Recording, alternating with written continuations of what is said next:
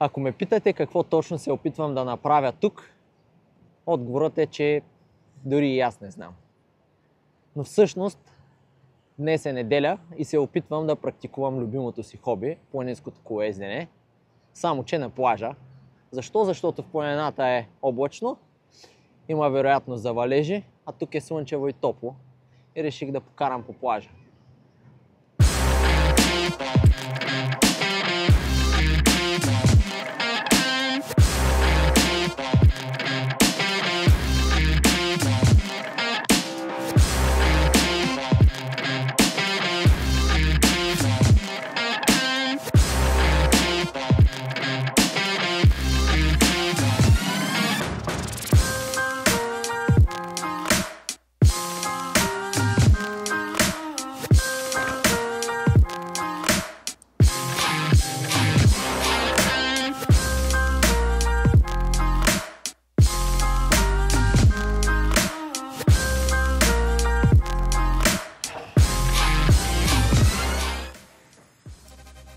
Хобито за мен е нещото, което ме разсейва, което ми доставя удоволствие и което ми помага между многото тренировки да си почивам както трябва психически.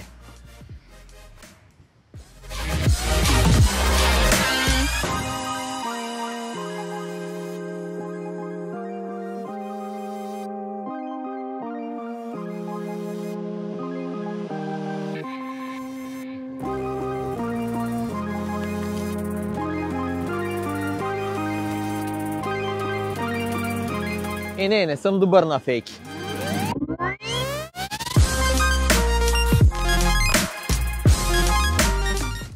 Най-хубавото е, че винаги има какво ново да научим, в какво ново хоби да се влюбим и каква нова страст да придобием.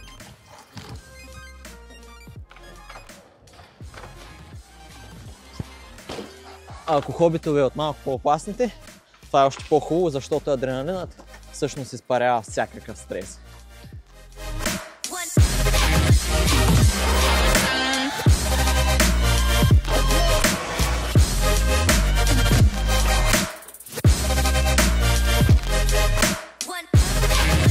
Две думи. Мисля, че всички разбрахте едно нещо. Обичам да предизвиквам себе си. Затова ми харесва планинското колоездене. От друга страна харесвам фотографията по същия начин, защото пак там има много какво да се учи. И в едното придобивам умения физически, в другото придобивам знания, тренирам и ума си и тялото си.